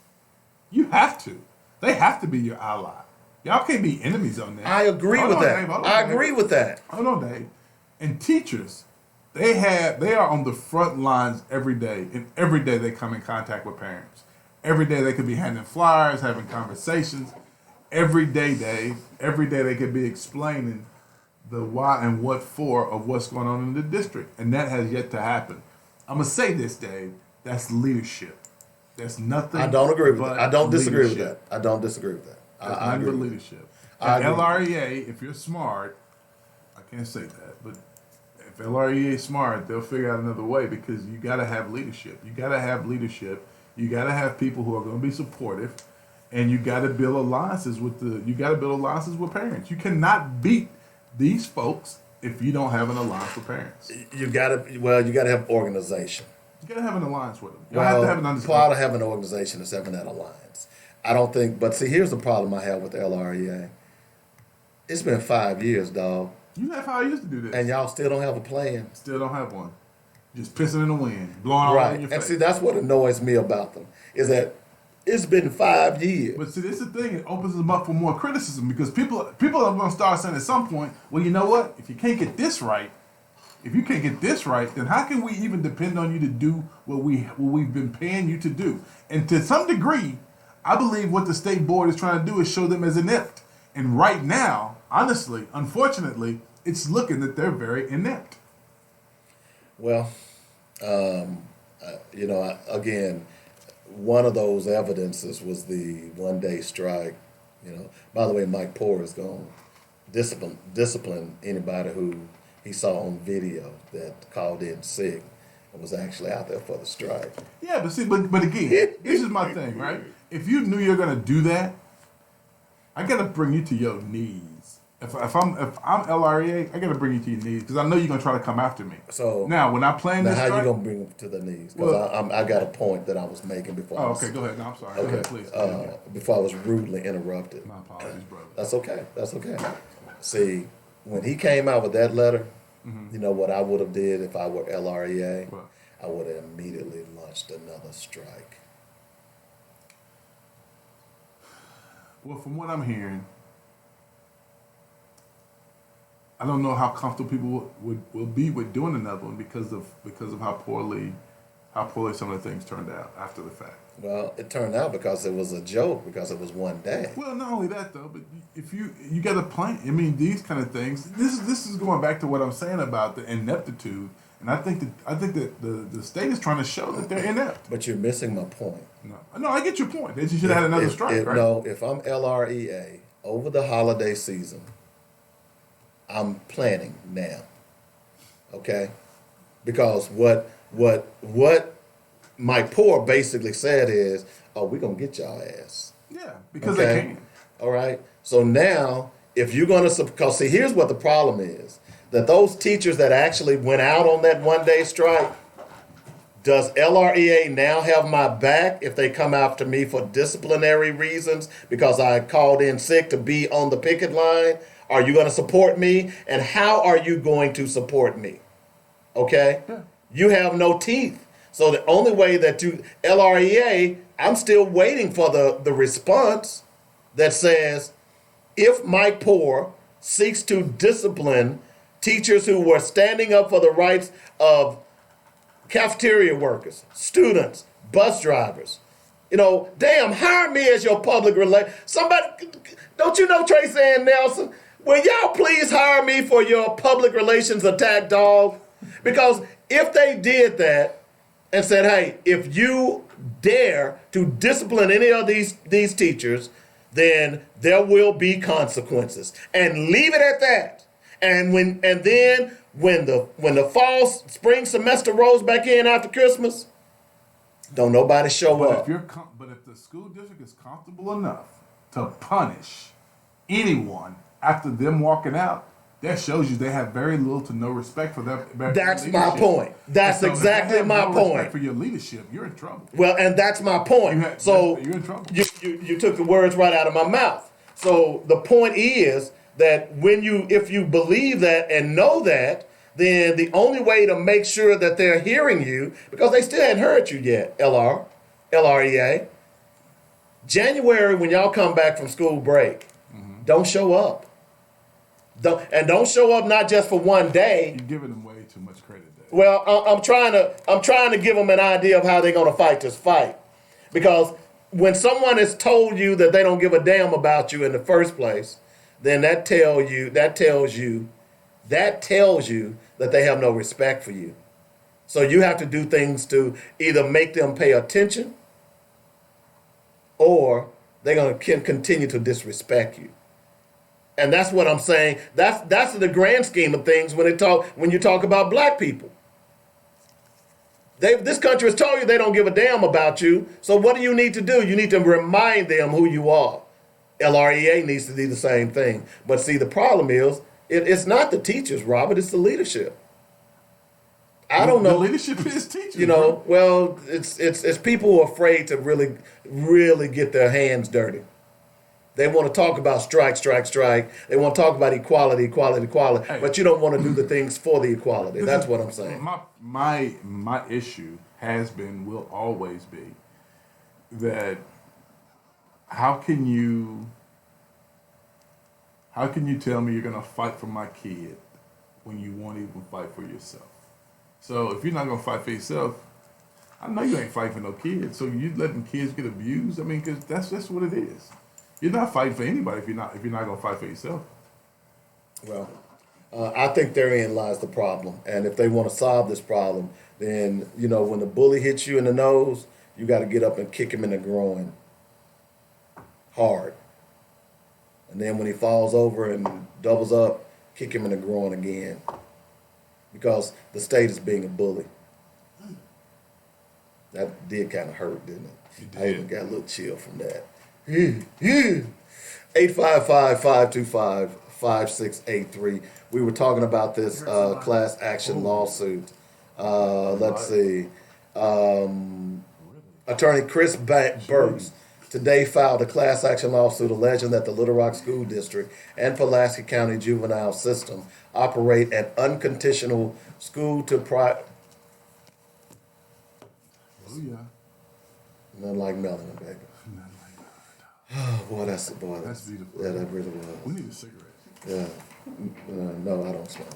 According to the lawsuit, African Americans in Little Rock School District schools are more likely to receive out-of-school suspensions for the same offense, more likely to be arrested for school-based offenses, and once detained are more likely to stay detained longer than other races. School infractions are over 500% more likely to happen to African Americans than to white students. The plaintiffs are mothers Rochelle Anderson of Little Rock and her juvenile son, a student in LRSD named as Anthony Doe. Apparently, let's see. According to the lawsuit, he has been suspended and arrested at school with a pending charge in the Pulaski County juvenile system.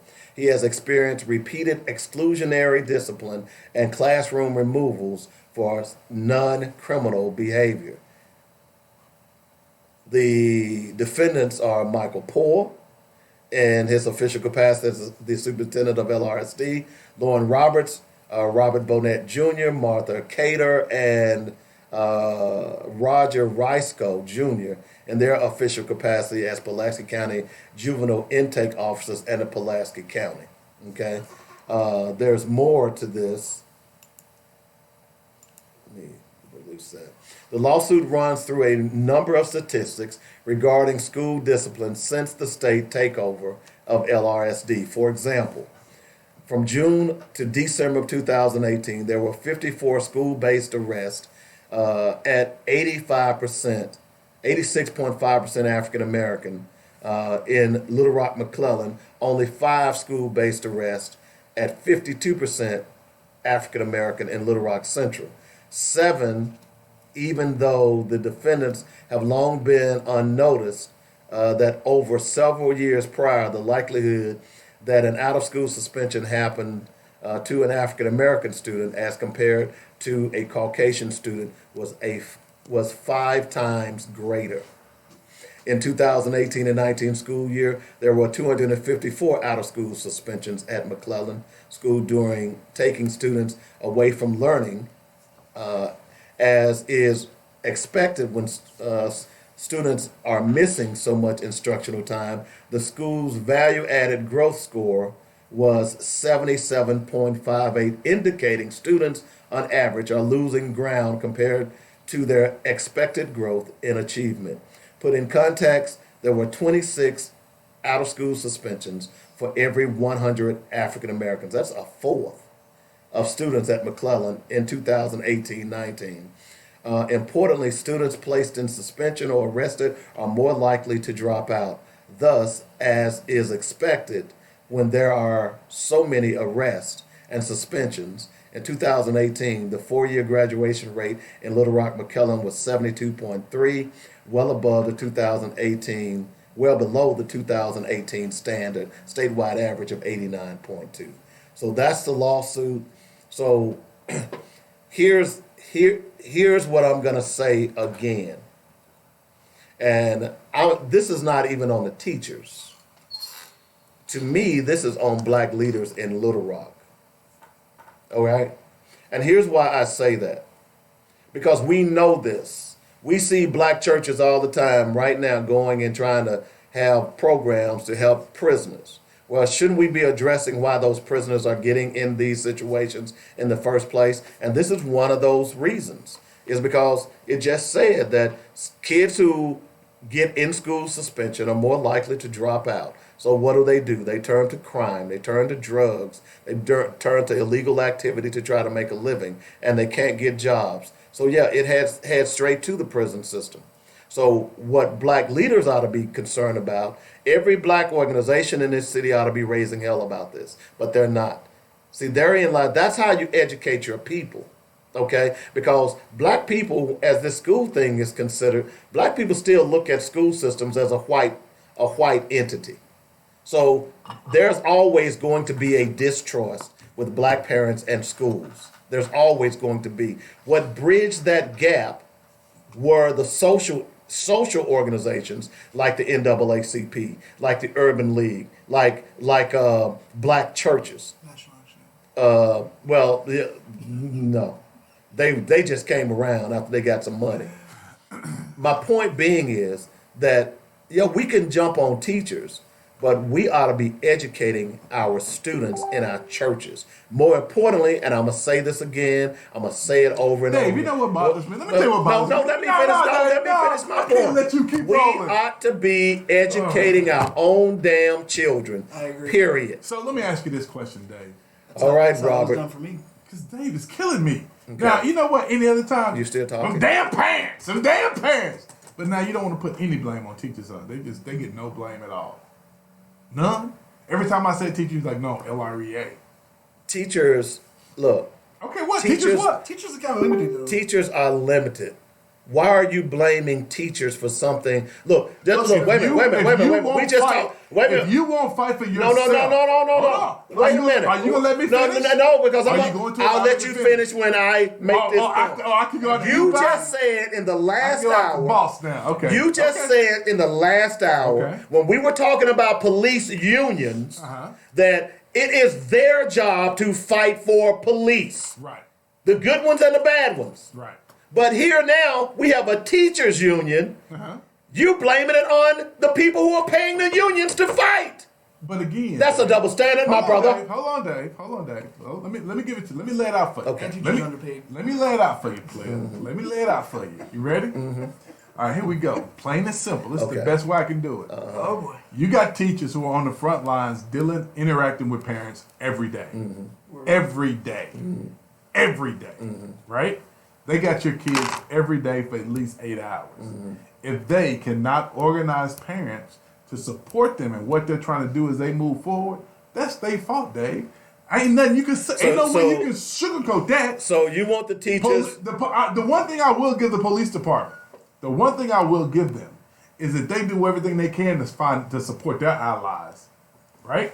If you support what they do, they will support you. My point being, you want the teachers to teach math, science, reading, algebra, whatever. Oh, and you want them to You know what? discipline It's as really, well. it's, you know what? Okay. I love the way we ask things from everybody else. No. But when it comes to teachers, Their job, they go. we slow down. We won't pull back. So you We want them to be the digress. social worker. You want them to do everything that they went to college for not to do, right? That's what you want teachers to do. So the teachers decided that, hey, we'll take on this burden. So we'll pay LREA or the teachers union to get out there and fight our battles like every other union does for their subscribers. But when things go to when that boy shot and killed Blackshear, the union sent out a note, said, hey, listen, need all y'all to come down to the police department tomorrow in your uniform. Right? Mm-hmm. They organizing, bro. They organizing. You just made my point. Hold on, player. Hold on. You just made my point. No, I didn't. Because your union ain't none of that. No. I'm saying I agree with you. You're not. Are you listening? Are we? No, I'm not listening. Are we on the same damn show? We're on the same show. Apparently not. Yes, you're talking. I just said the union should be fighting for the teachers. But who is the union, Dave? Who is the police union? Police officers. Right. So you know what? Those police officers pay the union to be front and center. You ain't listening, Dave. You ain't listening. You trying to sugarcoat this. I ain't gonna let you do that. God. You just don't like teachers, do you? It has nothing to do with that. It has nothing to do with that. Did you have a tough time with teachers? Did you get okay, I know. It has nothing to do with that. Did you get a paddling? It has nothing to do with that. You got a paddling. It has nothing to do with you got a paddling. Has They nothing to didn't do let with you that. eat your lunch and you had to stand in the corner. Like white people say, some of my best friends are teachers. Mm-hmm. Has nothing to do with that, Dave. Mm-hmm. The point is very simple. Mm-hmm. If the union is made up of teachers, right? And if teachers cannot organize, right? If they cannot organize, then that is a reflection on teachers, and then also a reflection on LREA. That's a bigger reflection on LREA if you listen. That's a bigger you just said on that. them. No, you every chance you get, you try to hate teachers. No, every time we talk about teachers on this show, you hating on teachers. It ain't their fault. It's their union's fault.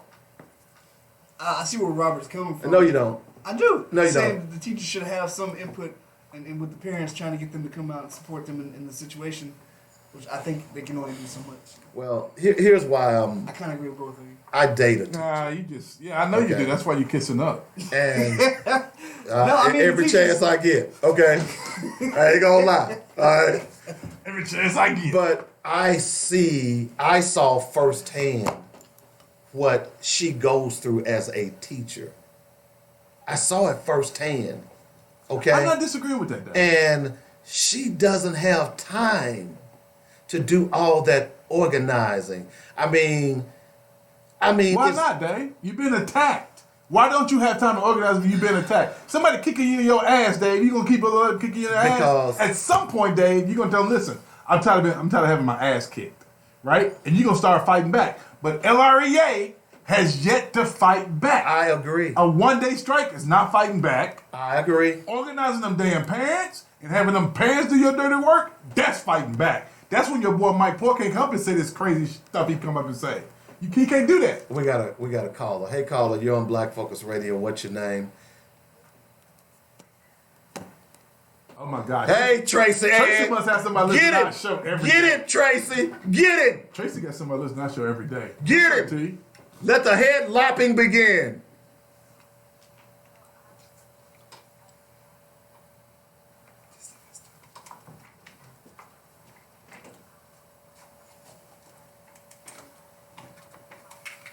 That we don't care about anything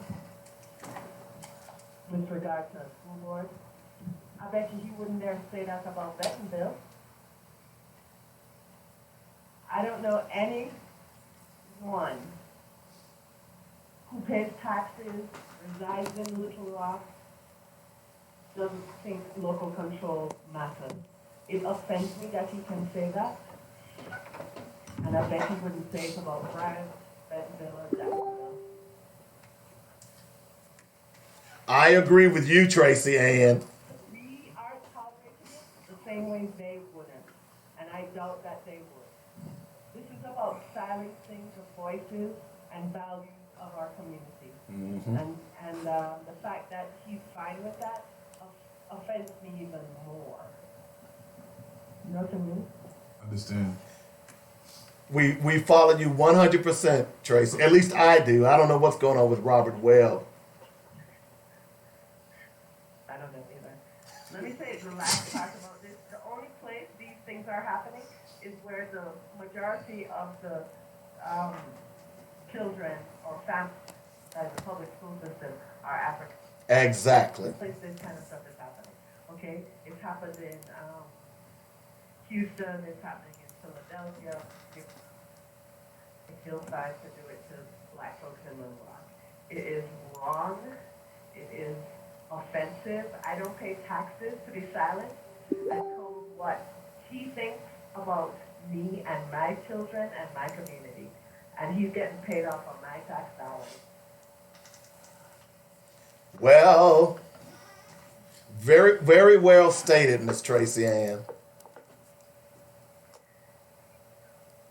Oh my goodness, Mike Poore.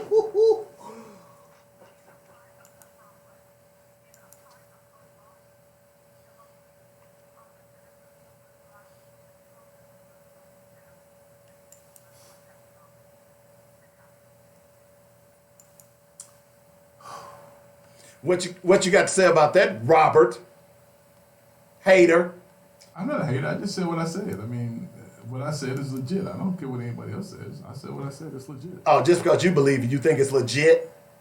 It is legit. You're wrong. How so? You're wrong. Those teachers have enough things on their plate.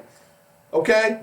They have enough things, all the stuff they have to go through, and you're going to get on this show and hate on teachers? I'm not hating on them. It's not a hate. It's a fact. Okay. Hater. Speaking of which,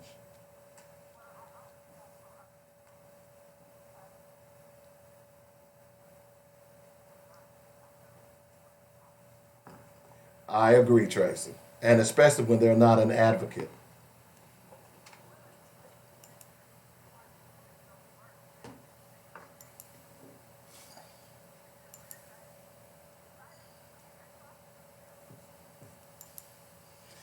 Yeah, it's from what I've seen, it's tough. I mean, little Johnny may not have eaten breakfast.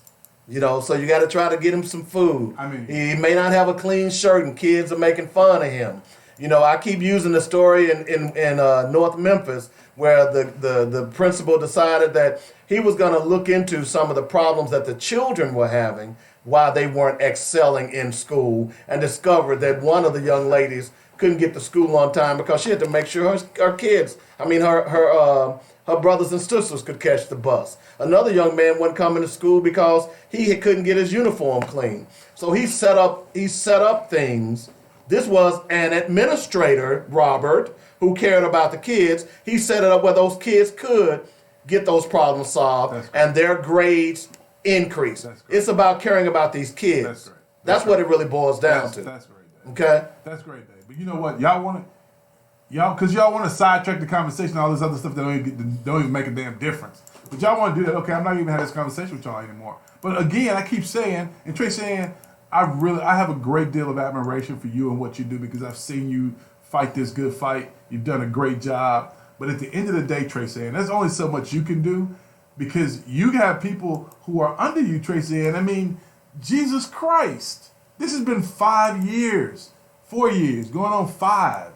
How can we continue, right, to not have a bigger parent-led movement? I mean, I don't understand. That's why Mike Poore can come out and say the kind of things like that.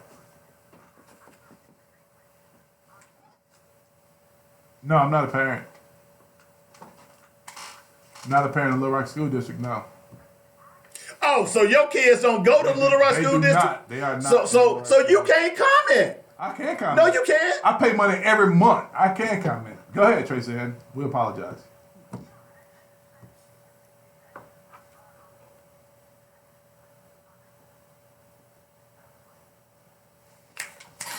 shots fired! Shots fired! Let the headlocking begin! Shots fired!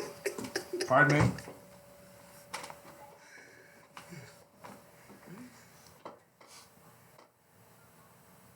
Oh,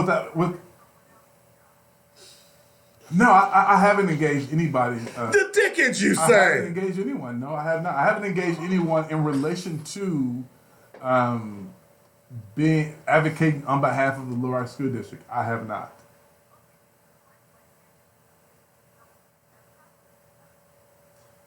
Well, I mean, only thing I can see, Tracy, only thing I can see is that whenever there's a press conference, all the people are white. The people are the same people every time.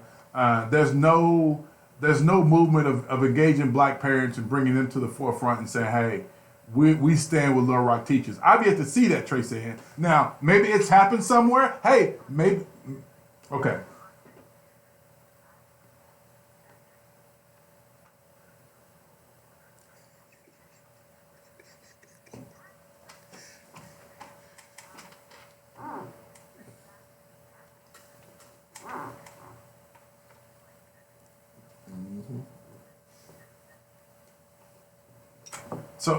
So this is what's concerning me, Tracy Ann. So at this point, with the retaliation that Mike Poore is doing with local teachers, how are they going to have any power moving forward, Tracy Ann? Because now teachers are like, well, damn, if we do this again, we're going to have to go through all this craziness. I mean, so how?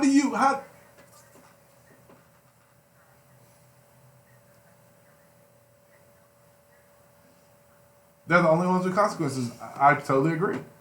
But okay, Tracy, I'm not gonna say that because I don't want to put you on the spot. I know you got to stand up for your people, but I am gonna say it. I don't give it. What you mean, your people? No, because I'm gonna say this, Tracy, and this is strictly leadership, and I hate to say that, but this is leadership. I mean, this is nothing but leadership. I mean, God. That's what I've been saying. That's what we've been fussing for the last 45 minutes. That's what I've been saying. You've been saying, oh, it's the teachers. I've been saying it's the leadership. Who make up the union, Dave? Oh, God. Oh, it's the leadership. Excuse me, Tracy Ann. Who makes up your union? Lord have mercy. It's just not teachers. Educators. It's not just teachers. It's bus drivers. It's cafeteria workers. Whatever name you want to give them. It's janitors. It's garbage. Whatever name you choose It's school to give them. security. It's just not teachers. Yeah, all right. Whatever name you choose to give them. You are just so obstinate today. Now, hey, Tracy, I just want to say I really appreciate all of you. I want to thank you for coming to Arkansas, first of all. And I appreciate all the things that you've done for us as far and by way of education. Get it, Tracy. Oh, my goodness. No, Tracy, no, seriously. She's too clever for that. I really appreciate all you've done for us. Right now. I just want to say, because the show is almost over. No, I just want to say I appreciate all you've done for us.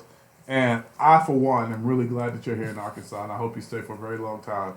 And I hope you turn around this mess that's in the Little Rock School District. And we're behind you. We're beside you, we're behind you, we're in front of you, whatever you need us to be. Why you need to be in front of the woman? We're behind you. No, sometimes you get in front, so you take the bullets. No. You let them be safe. Oh. You gotta know how that works. Hey, they can take bullets too. No, we don't want Why I got to take the bullet? Equal opportunity. Hey, there you go, Cliff. See Tracy Ann? Bye, Tracy. Thanks for calling. I love me some Tracy Ann. I don't care what you say. You don't like Tracy because she be calling, because she be going off on me. No, I like You don't like it when she be locking your head off. No, I like it because she... And as a matter of fact, I don't know if you realize, but Tracy said, Robert, I totally agree with you. Did she not say that? Cliff? Don't be a hater, Cliff. Did she not say that? Yeah. She said, Robert, I agree with you. There has not been a movement to engage black and Hispanic parents. I'm sorry. I'm just letting you know. We've all... No, we all did nothing. Every time I say something like that, you be like, oh my God, you want the teachers to build the roads, then dry the cars, and put the concrete on the road, and then you want them to make lunch. Come on, get out of here, man. I'm so tired of y'all, man. Okay, take you cats, man. I think we hurt his feelings. No. I think we did. If you see Robert on the street today, give him a hug. Give him a hug. Say, this is the Black Focus hug. Maybe buy him some vanilla ice cream. You see how he look at you? Ha, ha, ha. You hurt his feelings. You need to stop, Cliff.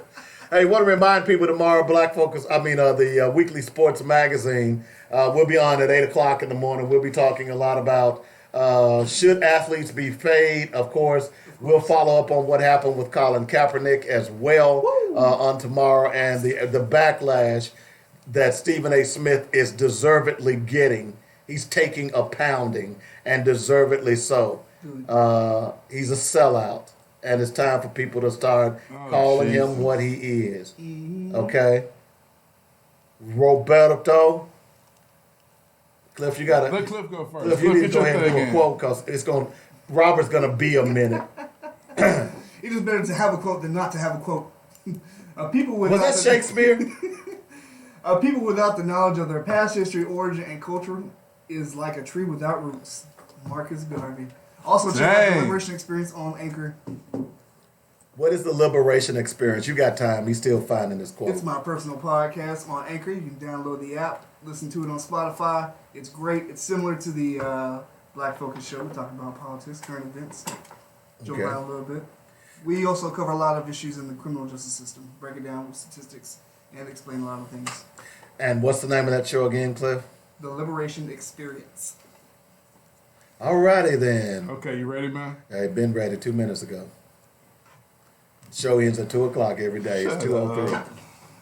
Hey, we had no courage. We had no more courage than Harriet Tubman or Marcus Garvey had in their lives. We just had a more vulnerable enemy. Stokely Carmichael. Wow. You're trying to get deep, ain't you? I've noticed that you've gotten deeper since you've been on this show. Oh, Jesus. I'm glad to know you and Cliff, as a matter of fact. I'm glad to know Hey, that check this out. I'm growing on you. All of a sudden, he's growing black trees now. I do feel taller. You know what? Since y'all been on the show, I feel like I have cultivated you, brother. Oh, Jesus. Kind of brings a tear to my eye. A teeny. I get you. Okay. Hey, spend money on community. If you don't, nobody else will, y'all. I love you in peace. They're killing our men and sons and selling our women and daughters while we're worried about chicken sandwiches and NFL brawls. That's from the Nation of Islam. I ain't Muslim. See you tomorrow. 8 o'clock, Weekly Sports Magazine.